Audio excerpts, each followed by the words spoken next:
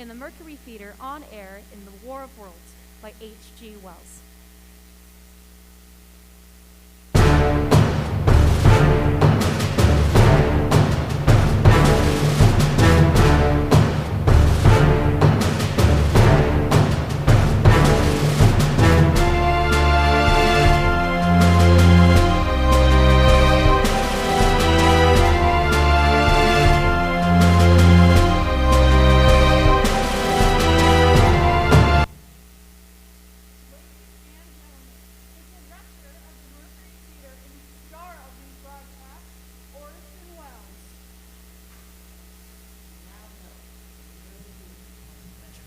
This world was being watched by intelligences far greater than man's, and yet as mortal as his own. We now know that as human beings busy themselves about their various concerns, were scrutinized and studied, perhaps almost as narrowly as a man with a microscope might scrutinize and study the transient creatures which swarm and multiply in a single drop of water. With infinite complacence, people went to and fro about the earth, serene in their assurance of their dominion over this small spinning speck of solar driftwood, which by chance of design, man has inherited out of the dark mystery of time and space. And yet across an immense ethereal gulf, minds that are to our minds, ours are to the beasts in the jungle, intellects vast, cool, and unsympathetic, regarded this earth with envious eyes, and slowly but surely drew their plans against us. In the 39th year of the 20th century came this great disillusionment. It was near the end of October. The war scare was over, business was better, more men were back at work, and sales were picking up. On this particular evening, October 30th, the Crosley service estimated that 32 million people were listening in on their radios. For the next 24 hours, not much change in temperature. A slight atmospheric disturbance of undetermined origin is reported over Nova Scotia, causing the low-pressure area to move down rather rapidly over the northeastern states, bringing a forecast of rain accompanied by winds of light gale force. Maximum temperature, 66, minimum 48. This weather report comes to you from the Government Weather Bureau. We take you now to the Meridian Room at the Hotel Park Plaza in New York City, where you'll be entertained by the music of Ramon Raqueo and his orchestra.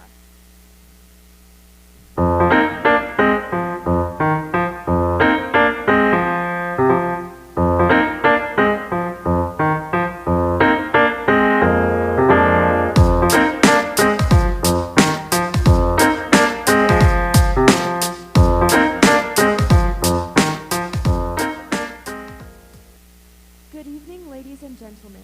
From the Meridian Room in the Park Plaza Hotel in New York City, we bring you the music of Ramon Raqueo and his orchestra.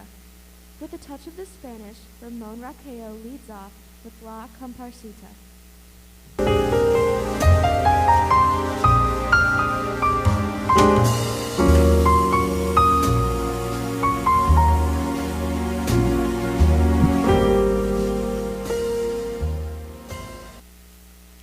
Ladies and gentlemen, we interrupt our program of dance music to bring you a special bulletin from the Intercontinental Radio News.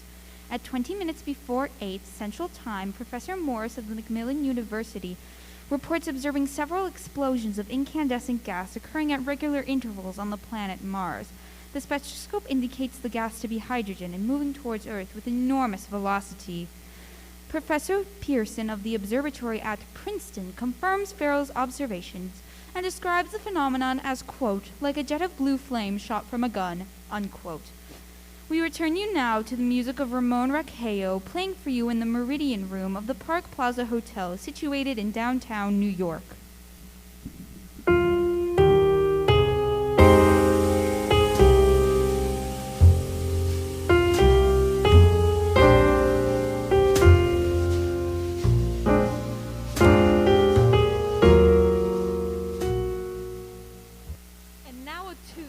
Never loses favor, the ever-popular Stardust, Ramon Raqueo and his orchestra.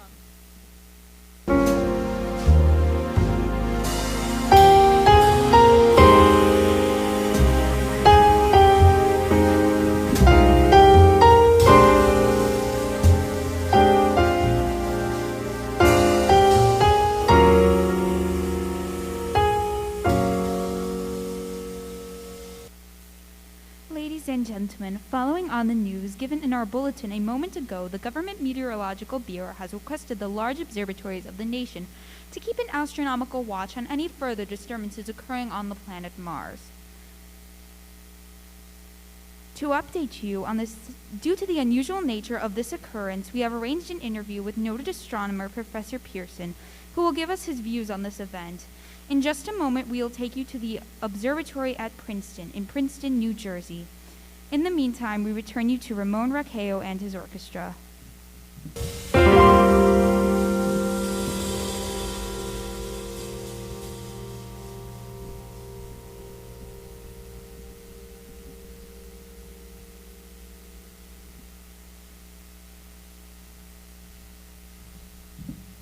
We are now ready to take you to the Princeton Observatory at Princeton, where our commentator, Carla Phillips, will interview Professor Richard Pearson, famous astronomer. We take you now to Princeton, New Jersey. Good evening, ladies and gentlemen. This is Carla Phillips speaking to you from the observatory at Princeton. I'm standing in a large semicircular room, pitch black except for an oblong slit in the ceiling. Through this opening, I can see a sprinkling of stars that cast a kind of frosty glow over the intricate mechanisms of the huge telescope. The ticking sound you hear is the vibration of the clockwork. Professor Pearson stands directly beside me on a small platform peering through the giant lens. I ask you to be patient, ladies and gentlemen, during any delay that may arise during our interview. Besides his ceaseless watch of the heavens, Professor Pearson may be interrupted by telephone or other communication. During this period, he is in constant touch with the astronomical centers of the world. Professor, may I begin our questions? Certainly, Mrs. Phillips. Professor, would you please tell our radio audience exactly what you see as you observe the planet Mars through your telescope? Nothing unusual at the moment, Mrs. Phillips. A red disk swimming in a blue sea. Transverse stripes across the disk. Quite distinct now, because Mars happens to be the point nearest the Earth, in opposition as we call it. In your opinion, what do these transverse stripes signify, Professor? Not canals, I can assure you, Mrs. Phillips. I see. Although, that is the popular conjecture of those who imagine Mars to be inhabited. From a scientific viewpoint, the stripes are merely the result of atmospheric conditions particular to the planet. Then you're quite convinced as a scientist that living intelligence as we know it does not exist on Mars? I'd say the chances are 1,000 to 1. And yet, how do you account for the gas eruptions occurring on the surface of the planet at regular intervals? Mrs. Phillips, I cannot account for it. By the way, Professor, for the benefit of our listeners, how far is Mars from Earth? Approximately 40 million miles. Well, that seems a safe enough distance. Just a moment, ladies and gentlemen. Someone has just passed Professor Pearson a message. While he reads it, let me remind you that we are speaking to you from the observatory at Princeton, New Jersey, bringing you a special interview with Professor Pearson, noted astronomer. Just a moment, ladies and gentlemen. Professor Pearson has just passed me a message. May I read it to the listening audience? Certainly, Mrs. Phillips. Ladies and gentlemen, I shall read you a wire addressed to Professor Pearson from Dr. Gray of the National History Museum, New York. Quote, 9:15 p.m. Eastern Standard Time. Seismograph registered shock of almost earthquake intensity occurring within a radius of 20 miles of Princeton, New Jersey. Please investigate. Signed, Lloyd Gray, Chief of Astronomical Division. Unquote. Professor, could these occurrences possibly have something to do with the occurrences observed on the planet Mars? Hardly, Mrs. Phillips. This is probably a meteorite of unusual size, and its arrival at this particular time is merely a coincidence. However, I shall conduct a search as soon as daylight permits. Thank you, Professor. Ladies and gentlemen, for the past 10 minutes we've been speaking to you from the observatory at Princeton, bringing you a special interview with Professor Pearson, noted astronomer. This is Carla Phillips speaking. We are returning you now to our New York studio.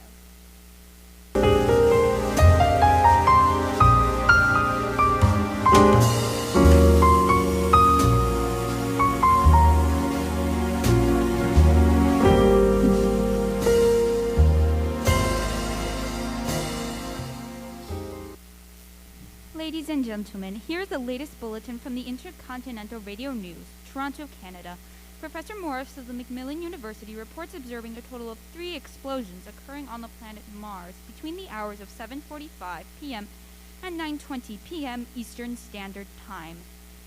This confirms earlier reports received from American observatories. Now, nearer home comes a special bulletin from Trenton, New Jersey.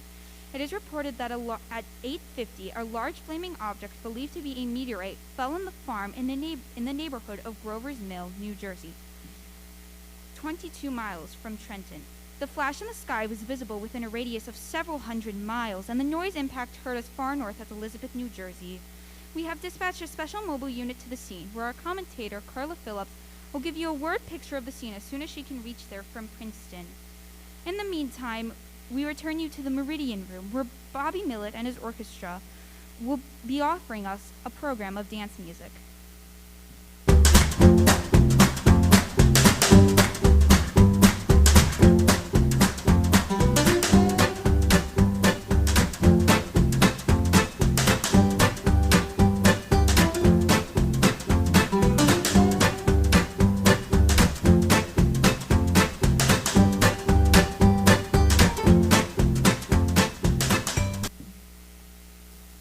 We take you now to Grover's Mill, New Jersey.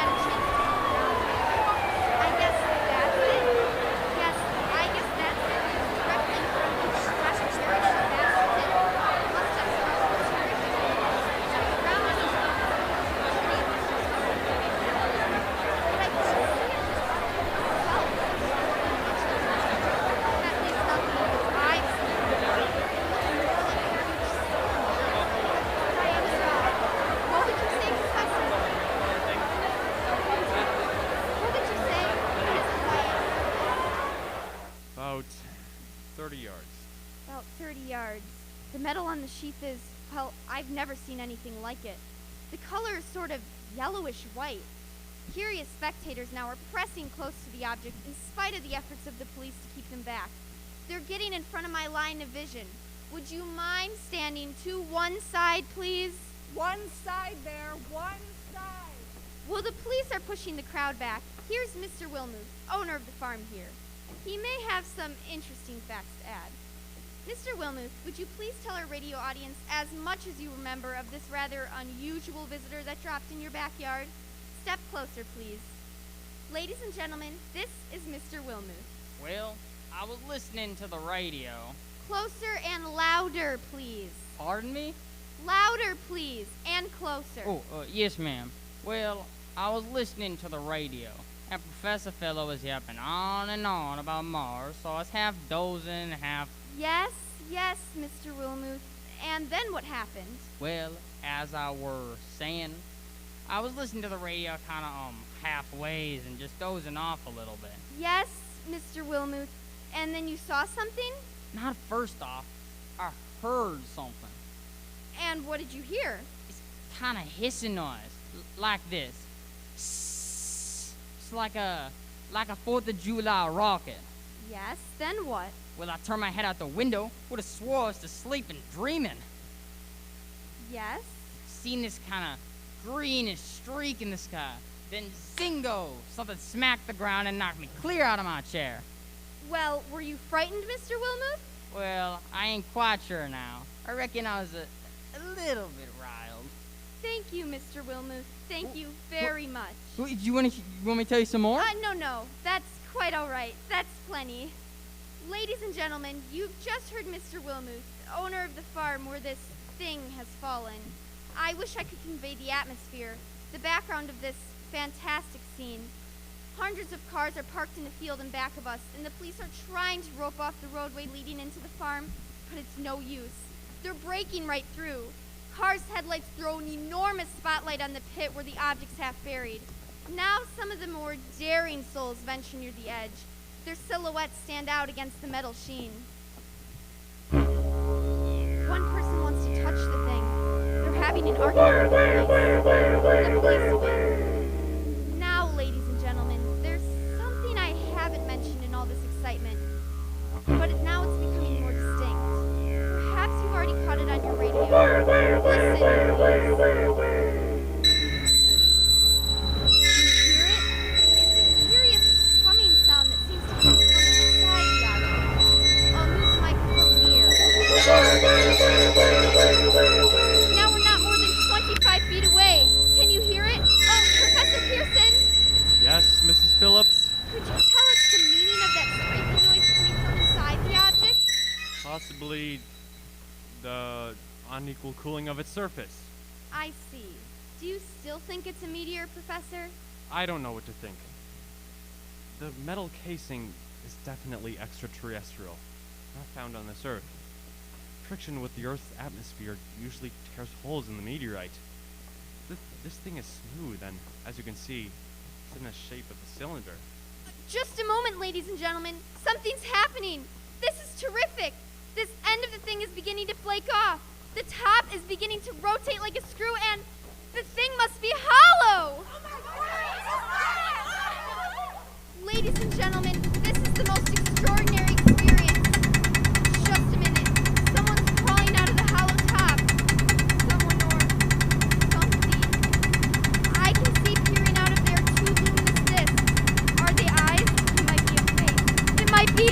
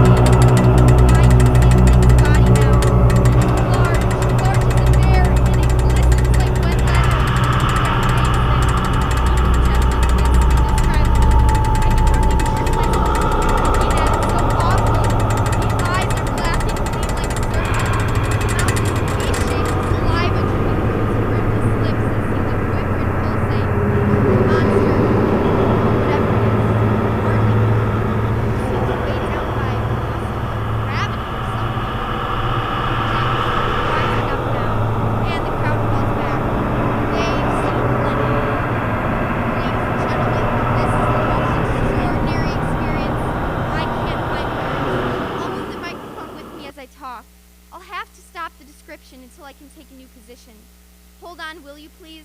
I'll be right back in a minute.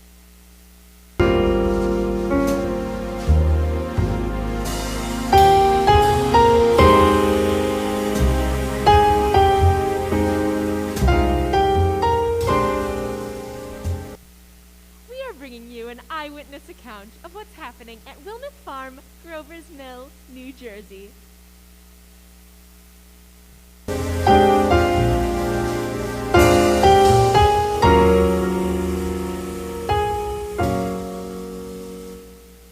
Now, back to Carla Phillips at Grover's Mill, New Jersey. Ladies and am I on? Ladies and gentlemen, here I am, back of a stone wall that adjoins Mr. Wilmuth's garden. From here, I get a sweep of the whole scene. I'll give you every detail as long as I can talk and as long as I can see. More state police have arrived.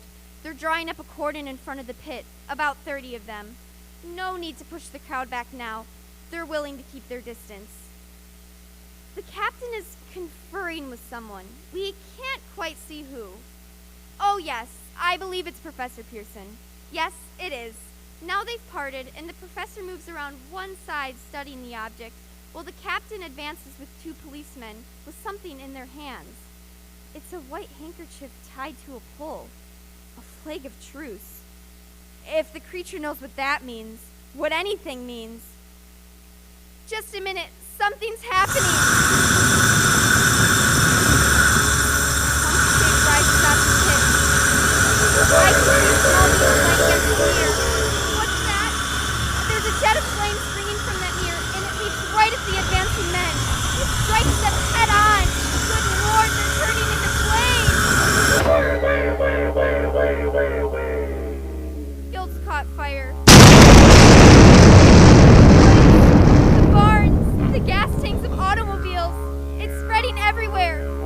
coming this way, about 20 yards to my right.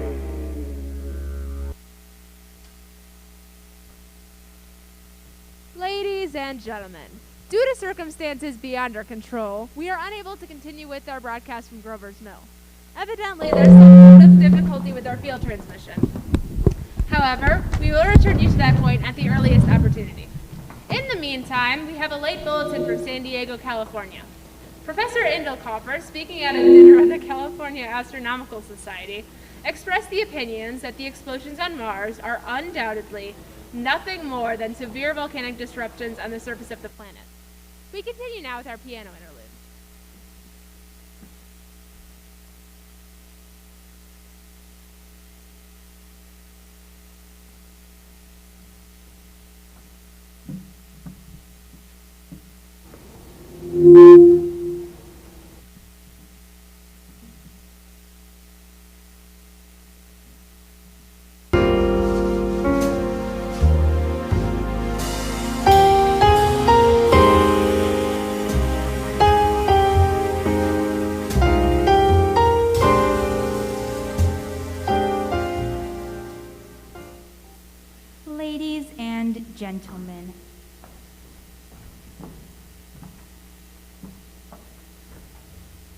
Ladies and gentlemen, I have just been handed a message that came in from Grover's Mill by telephone.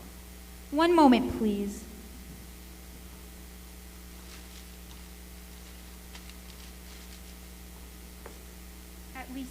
At least 40 people, including 6 state troopers, lie dead in a field east of the village of Grover's Mill.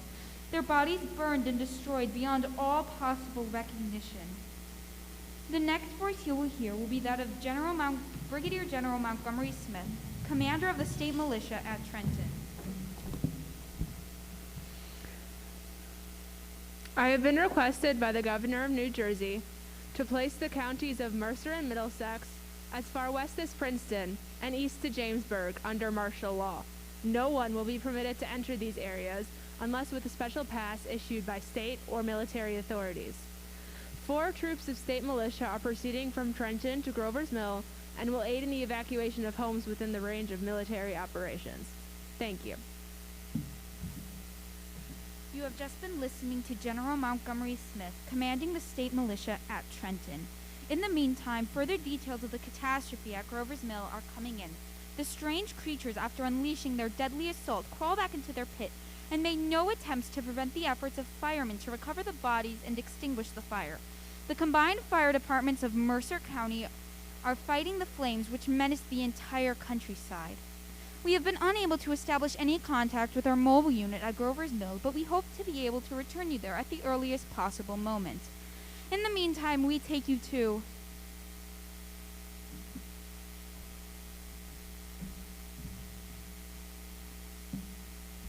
Ladies and gentlemen, I have just been told that we have finally established communication with an eyewitness of the tragedy.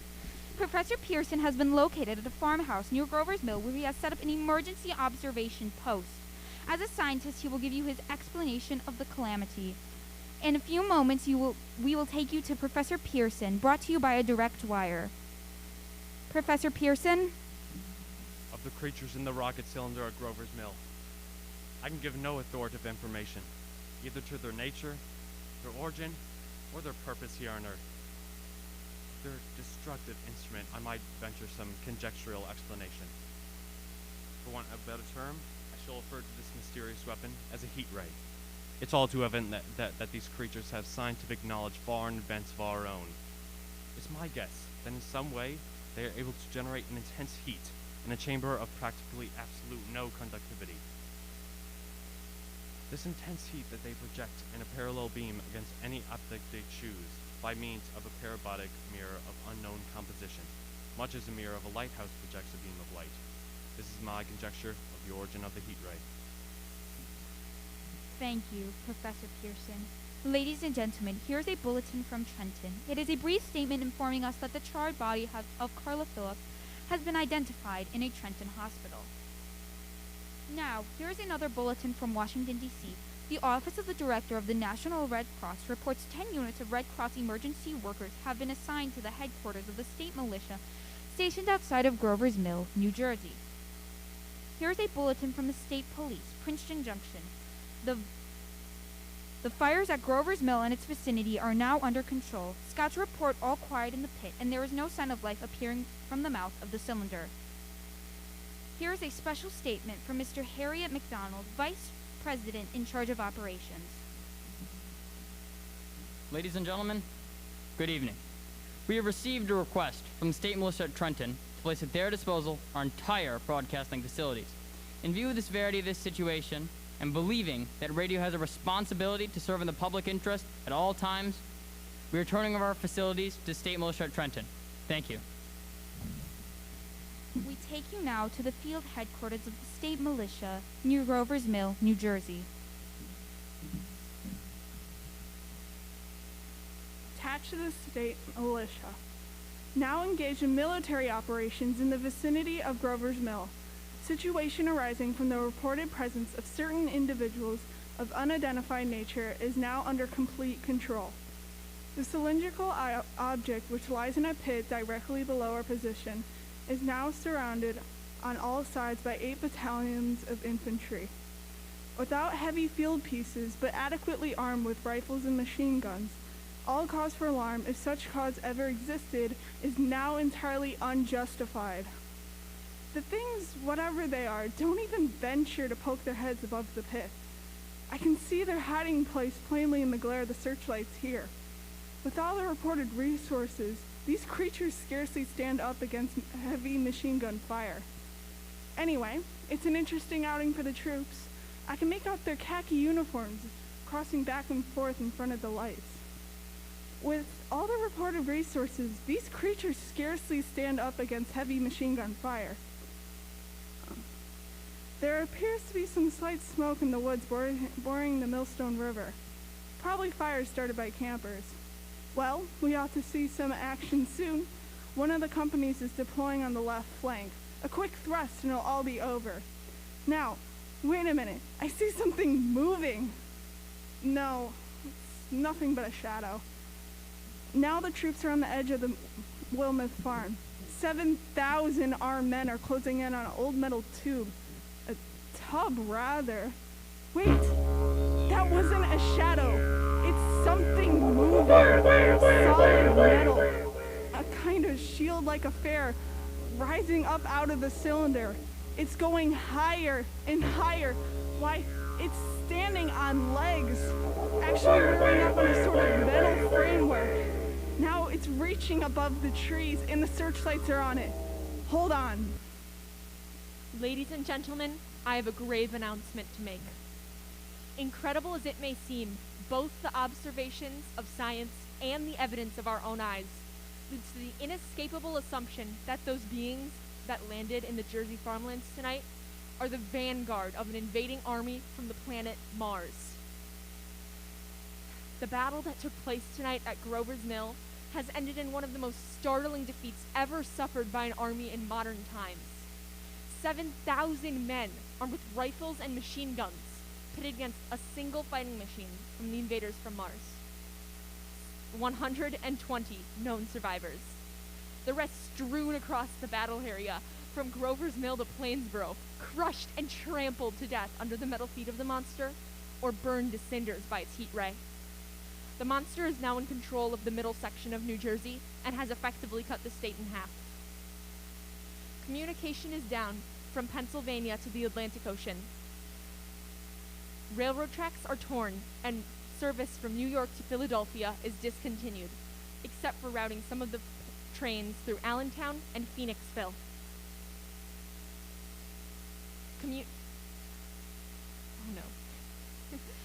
Communication lines are down.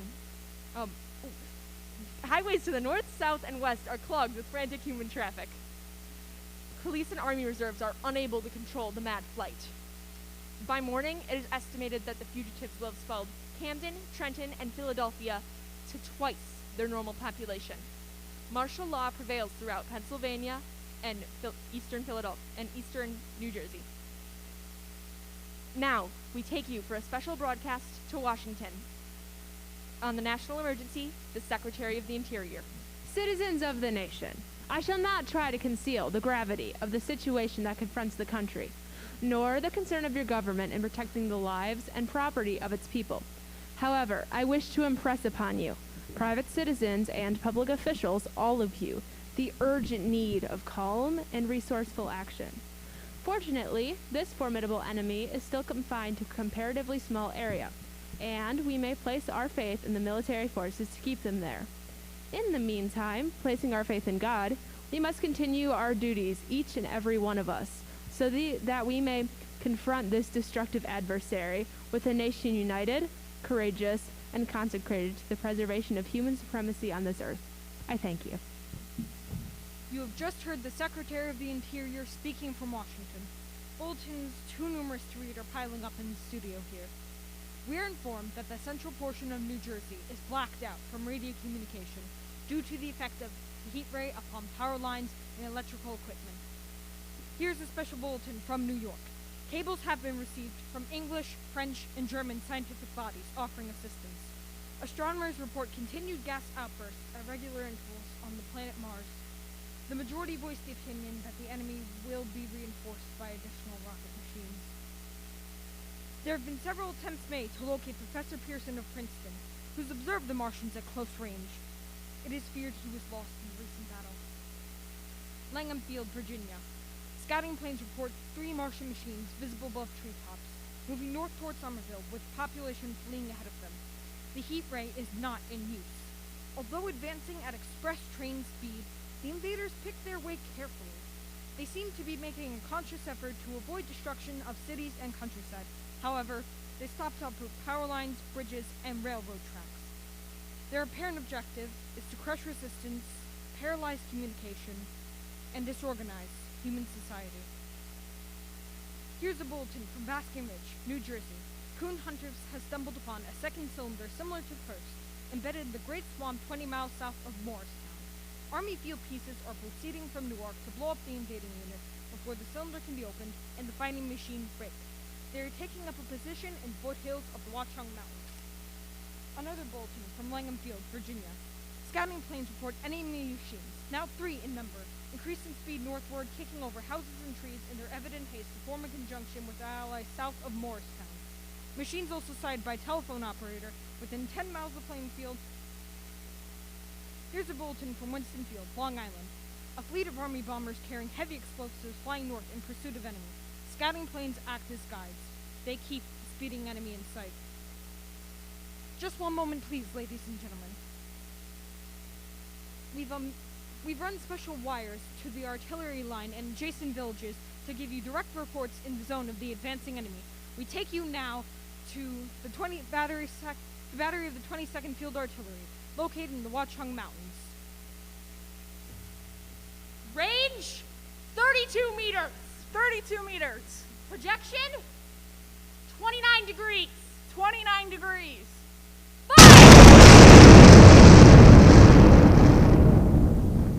140 yards to the right, sir. Shift range, 31 meters. 31 meters. Projection, 27 degrees. 27 degrees. Fire! A hit, sir. We got the tripod of one of them. They've stopped. The others are trying to repair it. Quick, get the range. Shift 30 meters. 30 meters. Projection, 34 degrees. 34 degrees. Fire! Can't see the shell, answer. They're letting off a smoke. What is it? A black smoke, sir. Moving this way, lying close to the ground. It's moving fast. Put on gas masks. Range, 24 meters. 24 meters. Projection, 24 degrees. 24 degrees. Fire!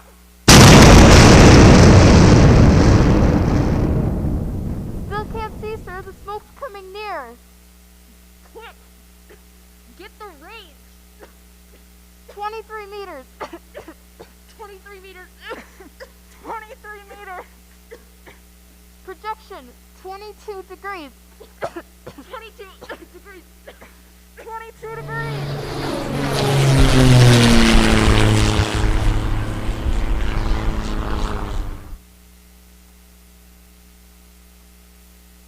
This is Army bombing plane V-843 off the coast of Bayonne, New Jersey.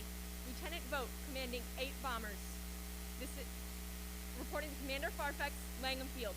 This is Vogt, reporting to Commander Farfax, Langham Field. Enemy machines now in sight, reinforced by 3 machines from the Morristown cylinder. 6 altogether. 1 machine partially crippled, believed hit by a shell from Army guns in Watchtown Mountains. Guns now appear silent. There's a heavy black fog lying close to the earth, of extreme density. Nature, unknown. No sign of heat ray. Enemy now turns east, crossing Passac River and heading into the Jersey marshes. Evident objective is New York City. The machines are pushing down a high-tension power station. They're close together now and ready to attack. Planes circling ready to strike. 1,000 yards and we'll be over the first. 800, 200, 600, 400, 200. There they go, the giant arm raised!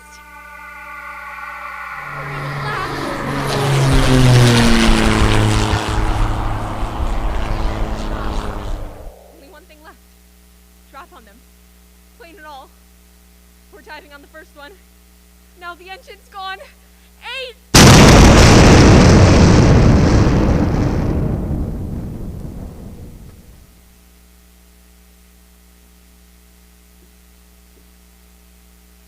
This is Bayonne, New Jersey, calling Langham Field. This is Bayonne, New Jersey, calling Langham Field. Come in, please. This is Langham Field. Go ahead. 8 Army bombers in engagement with enemy tripod machines over Jersey Flats. Engines incapacitated by heat ray. All crashed. 1 enemy machine destroyed. Enemy now discharging heavy black smoke in the direction of... This is Newark, New Jersey. This is Newark, New Jersey. Warning, poisonous black smoke pouring in from Jersey marshes. Reaches South Street. Gas masks useless. Urge population to move into open spaces. Automobiles use routes 7, 23, 24. Avoid congested areas. Smoke now reaches Raymond Boulevard.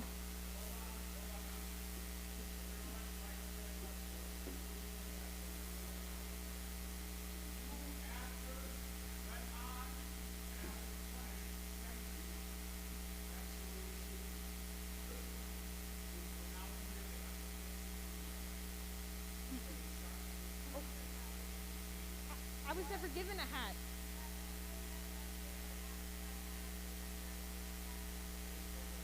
Oh, wait. Do operators have hats? Oh.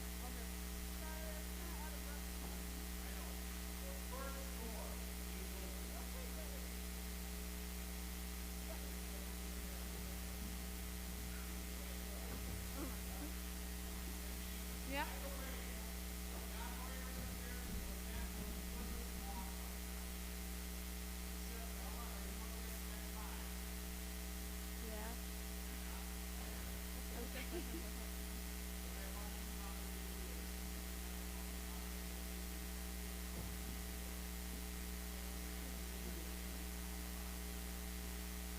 Okay.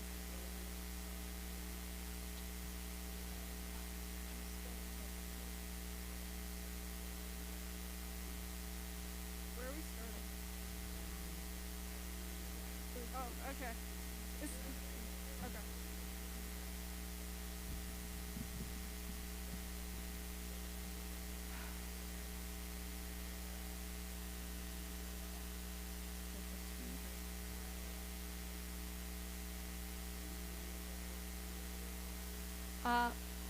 What direction do I look?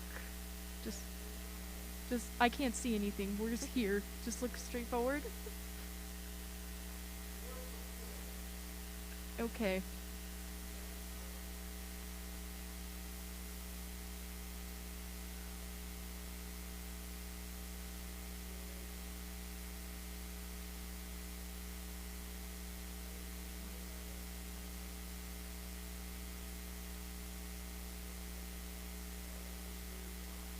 This is Bayonne, New Jersey.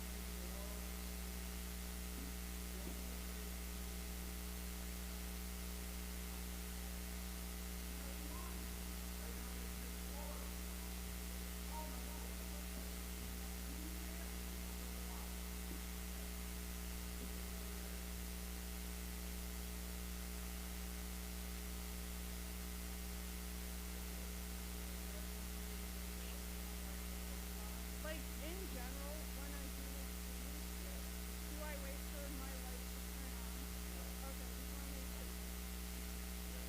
Okay. Sorry, I didn't know what was happening.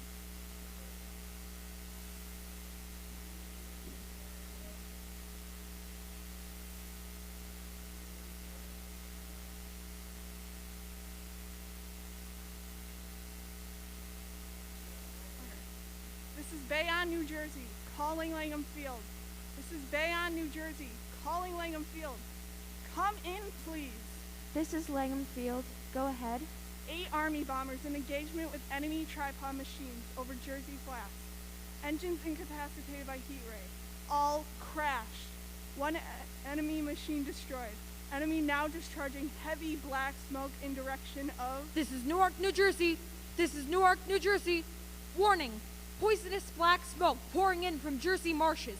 Reaches South Street. Urge population to move into open spaces. Automobiles use routes 7, 23, 24.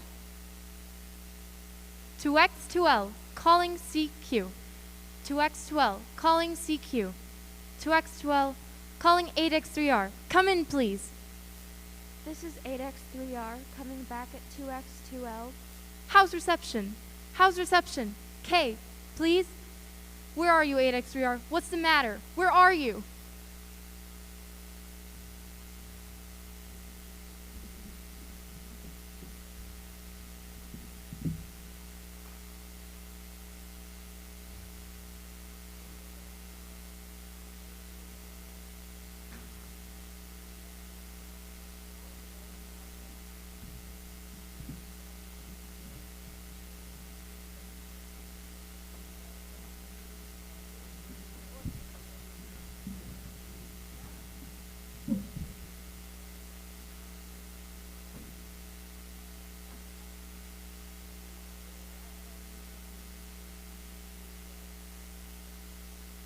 Also, a quick reminder for Amazing Grace. I know I told a lot of you this already, like a few minutes ago, but stop singing when I say "Now I look down the harbor." Yeah.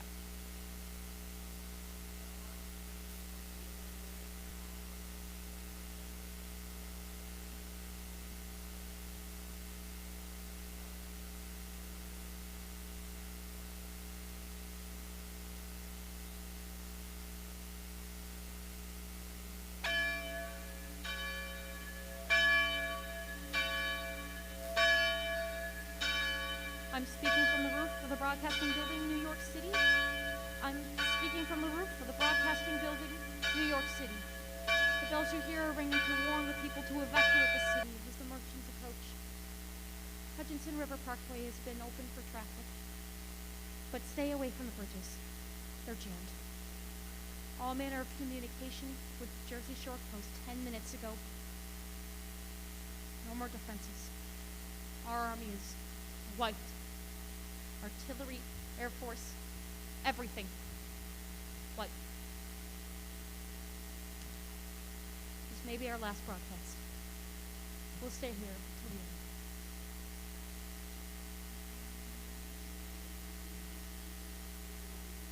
The people below us here are singing in a cathedral. Now we look down the harbor. All manner of boats, overloaded, fleeing population, pulling out from docks. Noise and crowd like New Year's Eve in Sydney.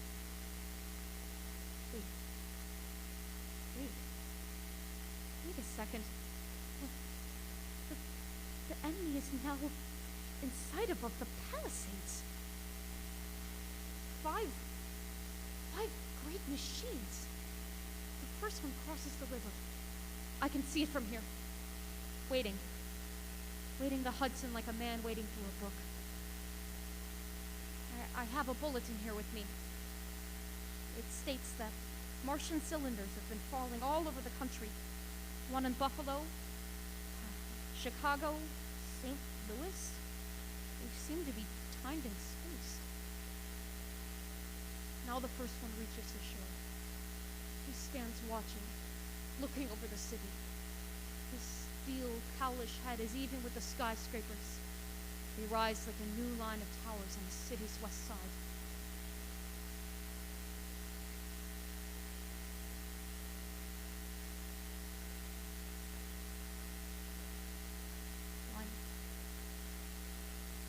I'm so sorry. Thank you. I'm so sorry. I feel like I'm gonna fall. So, it's really I can't really hold on to anything. So, now they're lifting their metal hands. This is the end now. Smoke comes out. Black smoke. Drifting over the city. The people in the streets see it now. They're running towards the East River. Thousands of them. Falling in like rats. Now the smoke's spreading faster. It's reached Times Square. The people are trying to run from it, but it's no use. They're falling like flies. Now the smoke has reached 6th Avenue, 5th Avenue. It's 100 yards away. It's 50 feet.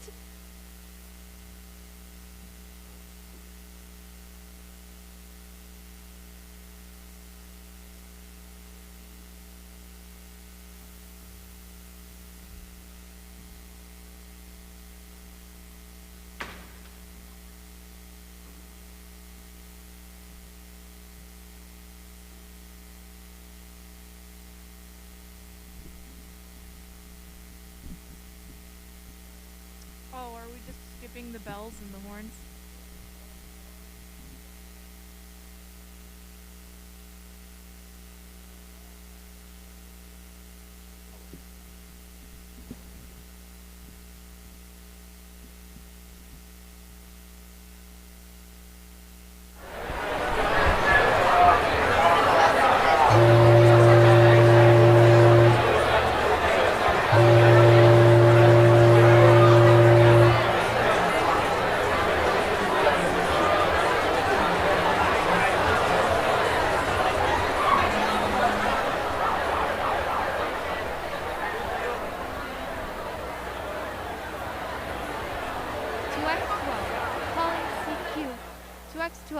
Calling CQ, New York.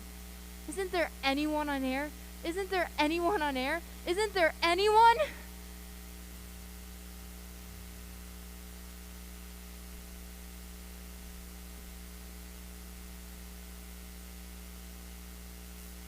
You are listening to the CBS presentation of War of the Worlds by H.G. Wells.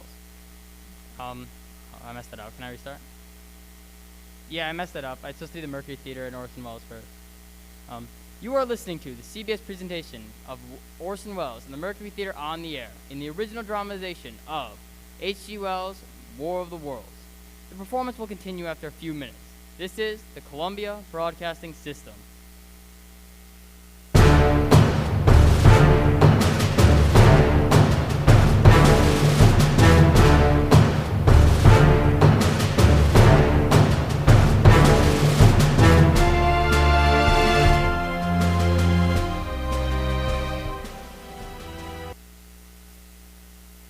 As I set down these notes on paper, I'm obsessed by the thought that I may be the last living man on Earth.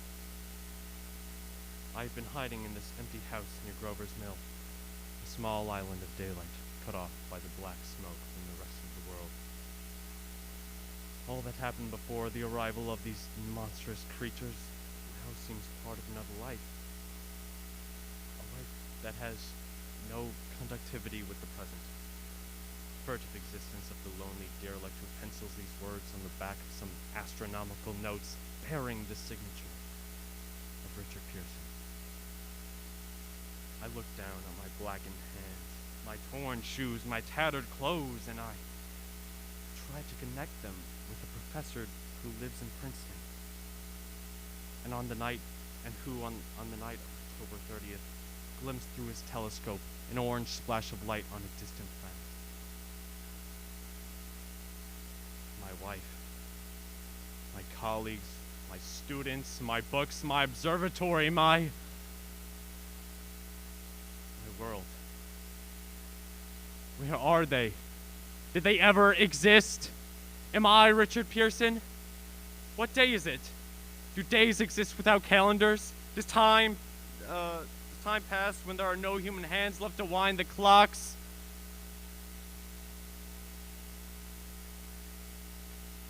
In writing my daily life, I tell myself I shall preserve the human history.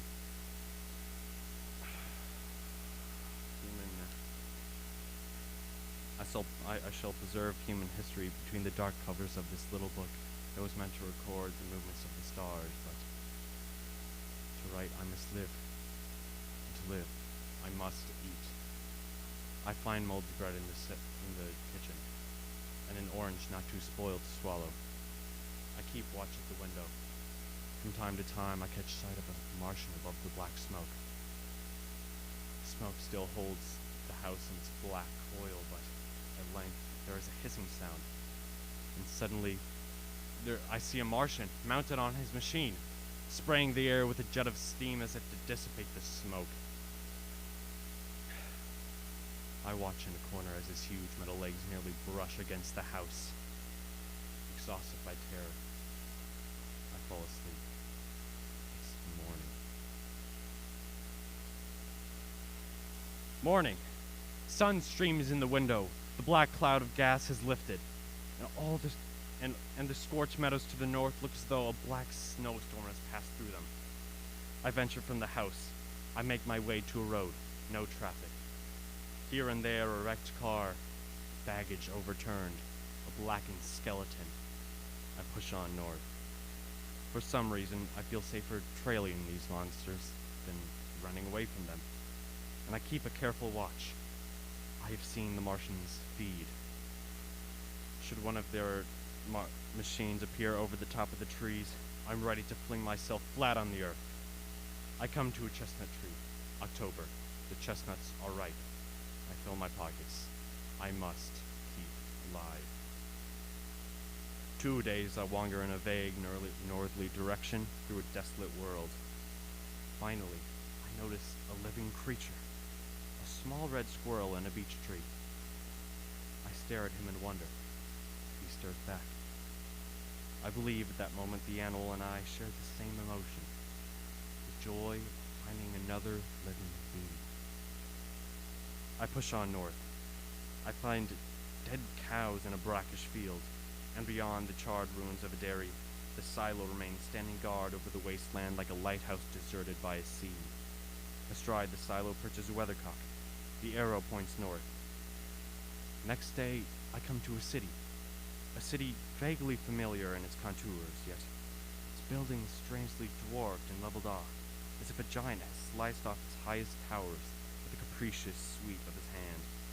I reach the outskirts of Newark, undemolished, but humbled by someone of the advancing Martians. Presently, with an odd feeling of being watched, I caught sight of something, crouching in a doorway. I made a step towards it. It rose up and became a woman armed with a large knife.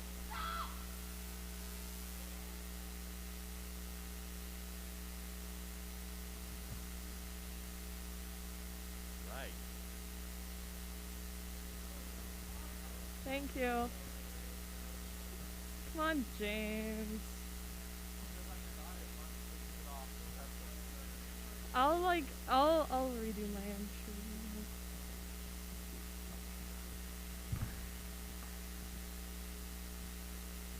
I don't know. I wasn't untitled. Thank you.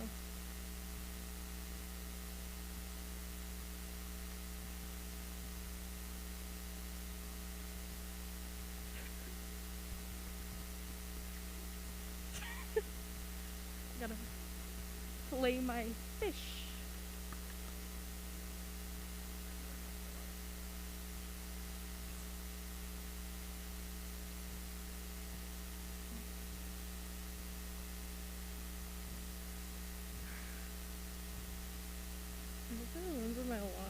would be awkward if I didn't. Working? Test 1, 2, 3. There you go. Okay, where are we starting from? Presently. Okay. For sure, for sure. Presently. Oh. Presently, with an odd feeling being watched, I caught sight of something, crouching in a doorway. I made a step towards it. It rose up and became a woman armed with a large knife. Stop! Where do you come from? I come from many places. A long time ago, from Princeton. Princeton, huh? That's near Grover's Mill! Yes. Grover's Mill.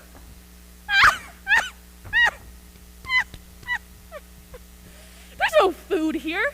This is my country. All this end of town down to the river. There's only food for one. Which way are you going? I don't know. I guess I'm looking for people. What was that? Did you hear something just then? No, only a bird. A live bird! Yeah. You get to learn that birds have shadows these days. Hey, we're in the open here. Let's crawl in this doorway here and talk. Have you seen any Martians? Nah, they've gone over to New York. At night, the sky is alive with their lights, just as if people were still living in it. By daylight, you can't see them. 5 days ago, a couple of them carried something big across the flats from the airport. I think they're learning how to fly. Fly? Yeah, fly. Then it's all over with humanity. Stranger, there's still you and I, 2 of us left. Yeah, they got themselves in solid. They wrecked the greatest country in the world.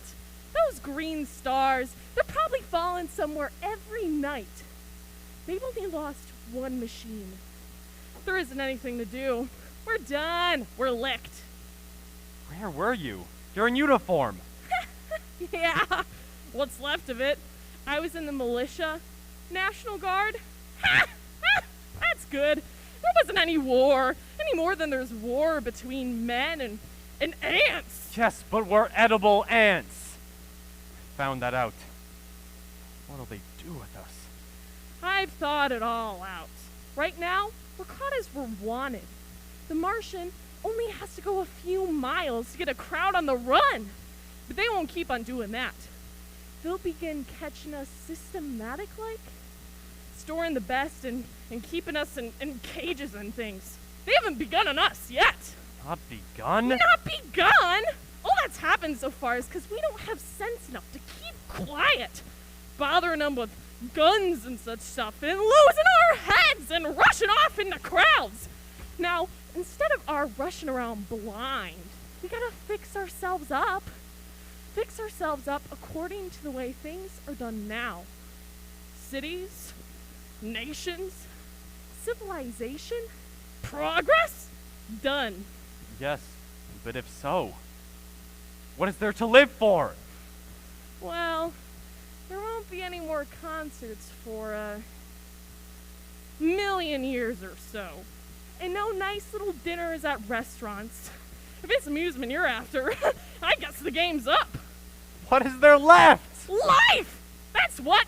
I want to live! Yeah, and so do you. We're not going to be exterminated, and I don't mean to be caught either. Tamed and fattened and bred like an ox. What are you going to do? I'm going on right under their feet. I got a plan. We are finished. We don't know enough.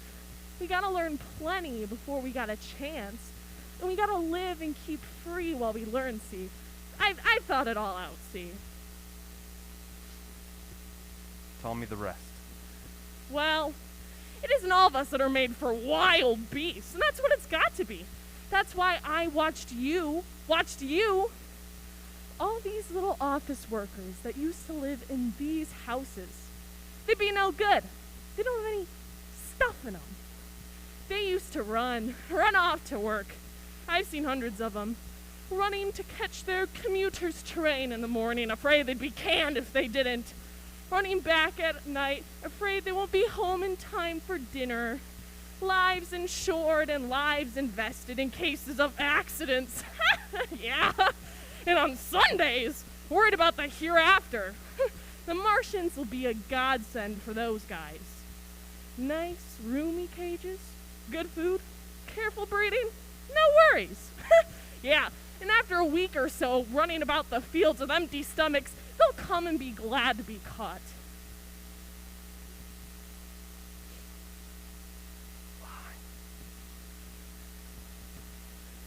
You thought it all out, haven't you? Sure, you bet I have. These Martians, they're gonna make pets of some of them. Train them to do tricks, who knows? Get sentimental over the pet boy who grew up and had to be killed. Yeah, and some, maybe, they'll train to hunt us.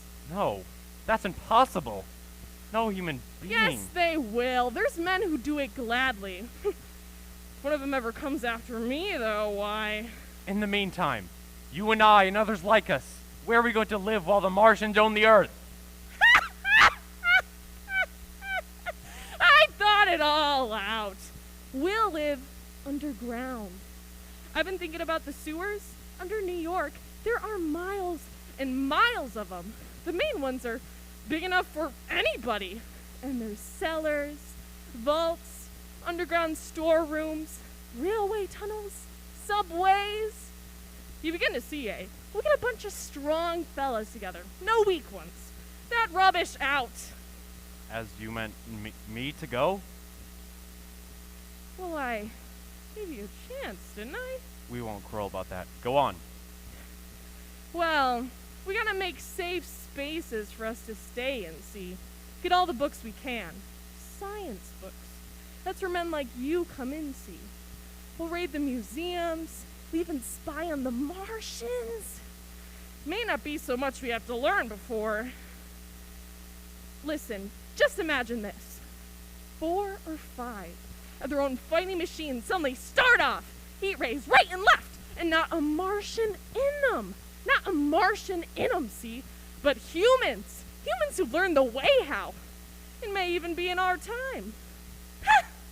Gee! Imagine having one of them lovely things with a heat ray wide and free. We'd turn it on Martians. We'd turn it on humans. We'd bring everybody down on their knees. That's your plan? Yeah! You, me, and a few more of us? We'd own the world! I see. Hey, what's the matter? Where are you going? Not to your world. Goodbye, stranger.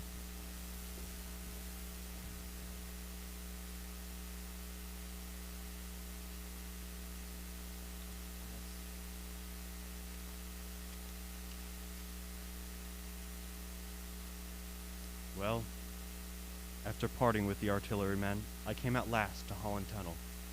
I entered that silent tube, anxious to know the fate of the great city on the other side of the Hudson. Cautiously, I came out of the tunnel and made my way up Canal Street. I reached 14th Street, and there again were black powder and several bodies, and an evil, ominous smell from the gratings of the cellar from some of the houses. I wandered up through the 30s and 40s. I stood alone at Times Square. I caught sight of a lean dog running down 7th Avenue with a piece of dark brown meat in his jaws, and a pack of starving mongrels at his heels. He made a wide circle around me, as though he feared I might prove a fresh competitor. I walked up Broadway in the direction of the strange powder, past the silent shop windows displaying their mute wares and empty sidewalks, past the Capitol Theater, silent, dark, past the shooting gallery, where a row of empty guns faced an arrested line of wooden ducks. Near Columbus Circle, I noticed models of 1939 motor cars in the showrooms facing empty streets. From over the top of the General Motors building, I watched a flock of black birds circling in the sky. I hurried on. Suddenly, I caught sight of the hood of a Martian machine, standing somewhere in Central Park, gleaming in the late afternoon sun. An insane idea. I rushed recklessly across Columbus Circle and into the park. I climbed a small hill above the pond at 16th Street and from there I could see, standing in a silent row along the mall, 19 of those great metal titans, their cowls empty, their steel arms hanging listlessly by their side. I looked in vain for the monsters that inhabited those machines. Suddenly, my eyes were attracted to an immense flock of black birds that hovered directly below me. They circled to the ground, and there before my eyes, stark and silent, lay the Martians, with their hungry birds pecking and tearing brown shreds of flesh from their dead bodies. Later, when their bodies were examined in the laboratories, it was found that they were killed by putrefactive and diseased bacteria against which their systems were unprepared. Slain! After all men's defenses has failed, by the humblest thing that God in his wisdom has put upon this earth. Before the cylinder fell, there was a general persuasion that through all the deep of space, no life existed beyond the petty surface of our minute sphere. Now we see further. Dim and wonderful is the vision that I have conjured up in my mind of life spreading slowly from this little seedbed of our solar system throughout the imminent vastness of sidereal space. But that's a remote dream. It may be that the destruction of the Martians is only a reprieve to them and not to us. Is the future ordained? Perhaps. Strange it now seemed to sit in my peaceful study at Princeton, writing down this last chapter to record begun at a deserted farm in Grover's Mill. Strange to watch children playing in the streets. Strange to see young people strolling in the green. Where the new spring grass heals the last black scars of this bruised earth. Strange to watch the sightseers enter the museums where the dissembled parts of a Martian machine are kept on public view. Strange when I recall the time when I first saw it. Bright and clean cut, hard and silent, under the dawn of the last great day.